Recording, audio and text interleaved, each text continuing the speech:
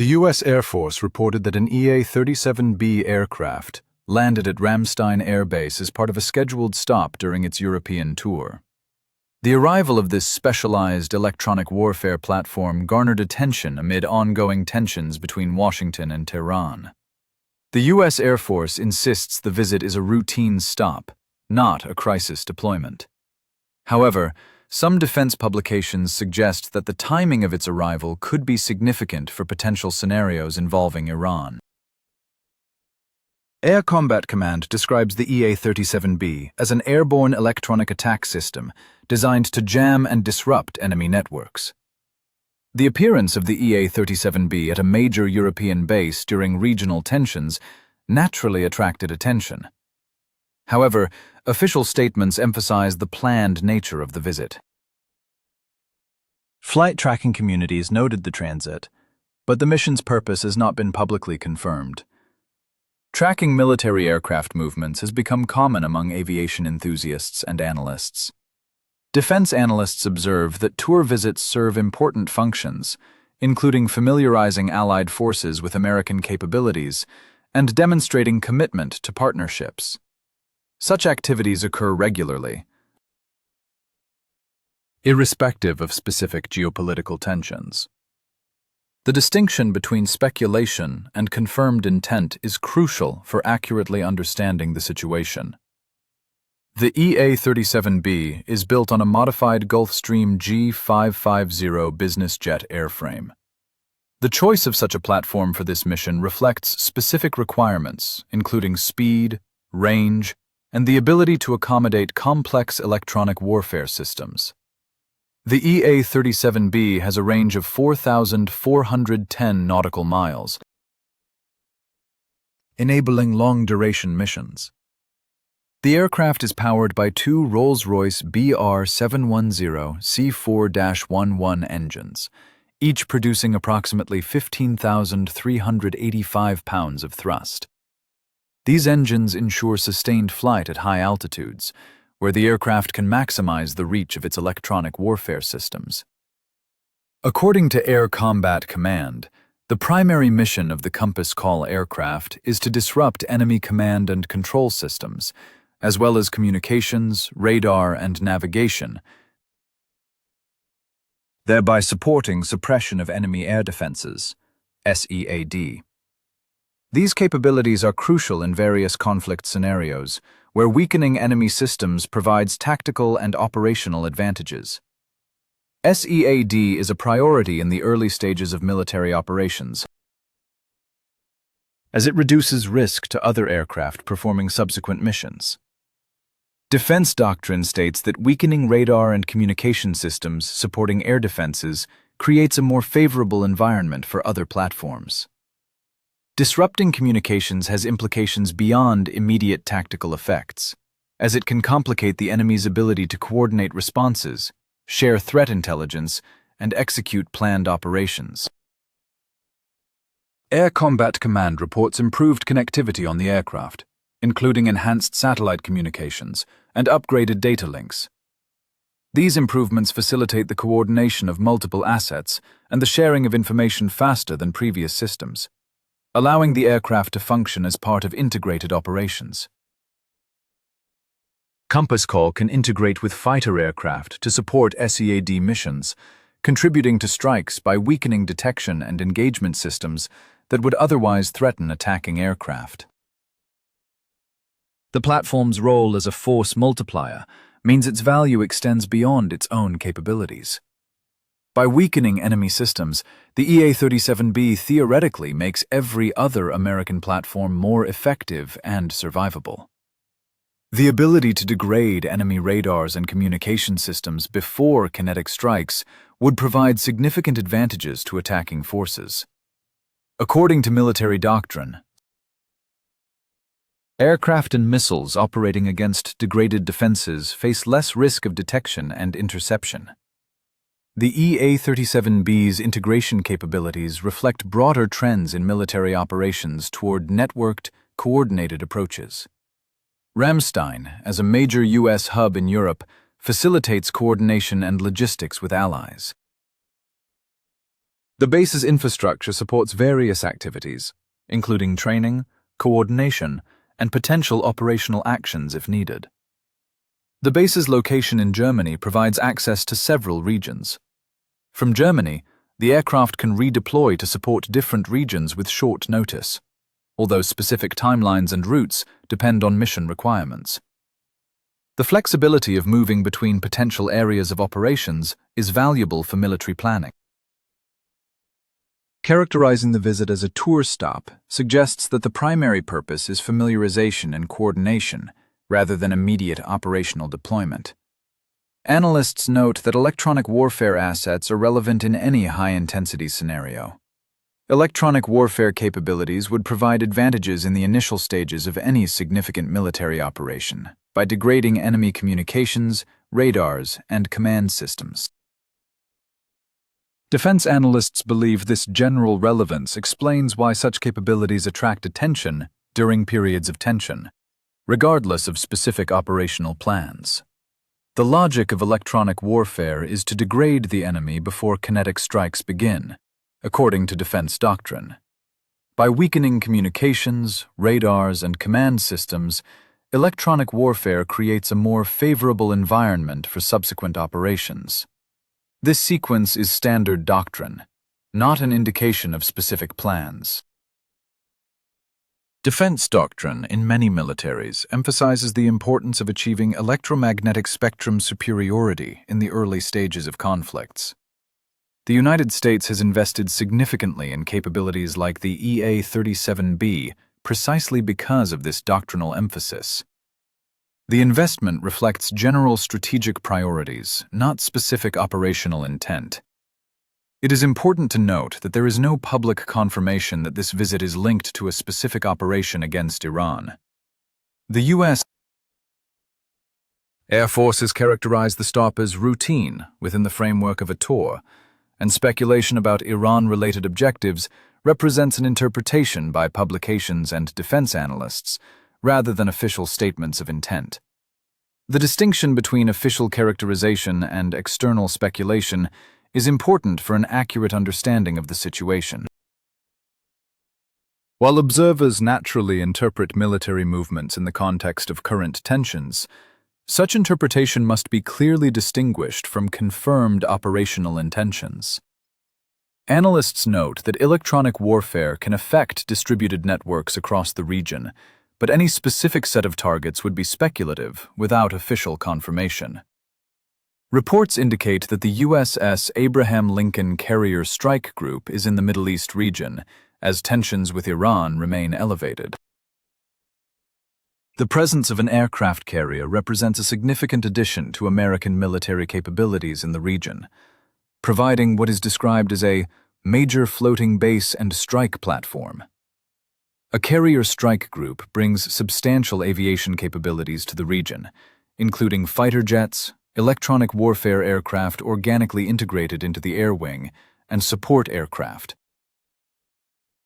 International reports indicate that the carrier group is accompanied by destroyers carrying Tomahawk cruise missiles. The combination of carrier aviation and cruise missile capabilities provides multiple options for power projection if decisions are made to employ military means. These capabilities are standard for carrier strike group deployments. Destroyers also provide air defense and anti-submarine warfare protection, safeguarding the carrier and other assets in the strike group. Defense publications report additional movements of F-15s and refueling aircraft to the region, including Jordan. The deployment of refueling aircraft alongside strike fighters indicates planning for sustained operations, allowing combat aircraft to remain on station longer or reach targets at greater distances. The F-15E Strike Eagle is a multi-role fighter capable of performing diverse missions in both air and ground domains.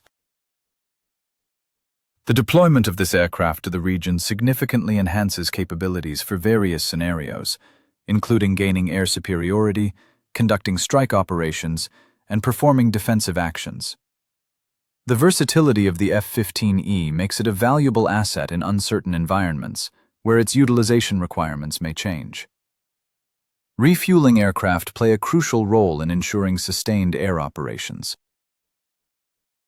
Without the ability to refuel in mid-air, combat aircraft are limited by the capacity of their internal fuel tanks, which, in turn, restricts either their range or time on station. The deployment of tankers in close proximity to strike aircraft indicates preparation for operations that may require prolonged presence or significant reach. The accumulation of diverse capabilities, aircraft carriers, destroyers, strike aircraft, tankers, and electronic warfare platforms at European bases, creates a comprehensive framework for various scenarios. This build-up provides a wide range of options, from deterrence through presence to actual military operations, should appropriate policy decisions be made. The combination of formidable firepower and specialized capabilities indicates preparation beyond symbolic displays of force. However, some analysts believe that such deployments can also serve deterrence purposes and do not necessarily indicate immediate preparation for military action. The distinction between deterrence and preparation for operations is important for understanding the true intentions of the U.S. According to defense analysts, both interpretations are consistent with observed military movements, and the actual purpose may include elements of both deterrence and preparation, or may change depending on the evolving situation. Deterrence theory suggests that demonstrating capabilities and resolve can prevent a potential adversary from acting, persuading them that the cost of such actions would outweigh any potential benefits. On the other hand, a military buildup can represent genuine preparation for military operations that are actively being considered by decision-makers. In this case, visible troop and equipment movements reflect operational requirements, rather than merely serving signaling purposes. The real intent, it seems, encompasses elements of both deterrence and preparation. From Tehran's perspective, the capabilities that American electronic warfare might target represent a necessary deterrent against a hostile superpower. Iran views its missiles, drones, and communication systems not as offensive threats, but as defensive measures, developed in response to decades of U.S. pressure. Iranian officials consistently assert that their military investments are designed to impose costs on any aggressor, not to initiate aggression. According to Iranian statements, the communication and radar systems that could be targeted by U.S. electronic warfare are characterized by Tehran as necessary for the defense of Iranian sovereignty. This perception shapes how Iranian leaders interpret American deployments and capabilities. According to analysts, what Washington characterizes as preparation for defensive options may appear to Tehran as preparation for an attack. The deployment of capabilities designed to degrade Iranian defenses underscores these concerns from the Iranian perspective. The differing interpretations, the American characterization of Iranian threats versus the Iranian characterization of American threats, represent fundamentally different understandings of the same military capabilities and movements. These competing narratives complicate diplomatic resolution, as each side interprets the other's actions through its own prism. Incoming international reports indicate that Saudi Arabia and the United Arab Emirates have signaled their unwillingness to allow their territory to be used for strikes against Iran. These signals from key American allies in the region have significant implications for any potential military operations and the geography of any conflict. The positions taken by the Gulf states reflect their own calculations regarding regional stability and relations with both the U.S. and Iran. According to regional analysts, the willingness to publicly signal limitations on cooperation with potential U.S. military actions represents a notable development in regional dynamics. These positions complicate potential U.S. operational planning, while potentially contributing to de-escalation of the conflict. According to analysts, by limiting options for military action, the Gulf states may be attempting to reduce the likelihood of a conflict that could impact their own security and economic interests. A diplomatic breakthrough between the Gulf states and Iran, brokered by China, marked a new era in regional relations. This step was made possible by the restoration of Saudi-Iranian relations. Regional observers note that the dynamics in the region have shifted, and Gulf states are less inclined to succumb to U.S. pressure regarding Iran. In the context of a potential conflict, electronic warfare is seen as a key element of military strategy. Defense analysts emphasize that degrading enemy communication, radar, and command systems is a crucial step before initiating kinetic strikes. This approach is standard military doctrine and not specific to any particular scenario. In any potential conflict, enemy forces will rely on communications for coordinating responses, radars for threat detection, and command networks for directing defensive and offensive operations. Disrupting these systems would significantly complicate responses to military actions. The United States has invested heavily in developing electronic warfare capabilities because they provide significant advantages in critical phases of conflict. The doctrinal emphasis on electronic warfare explains the attention to platforms like the EA-37B during periods of tension. These capabilities are valuable in any high-intensity scenario, and their presence indicates a possibility, though not necessarily an intention. Electronic warfare is considered a force multiplier because it significantly enhances the effectiveness of other platforms. Defense analysts note that weakening an adversary's defenses makes strike aircraft more survivable and missiles more likely to reach their targets. The cumulative effect of electronic warfare surpasses what individual platforms could achieve independently. In a scenario involving military operations, aircraft operating against weakened defenses would face less risk of detection and interception. Missiles flying toward targets with jammed radars would be less likely to be intercepted. These advantages accrue across the entire force, not just to the electronic warfare platform.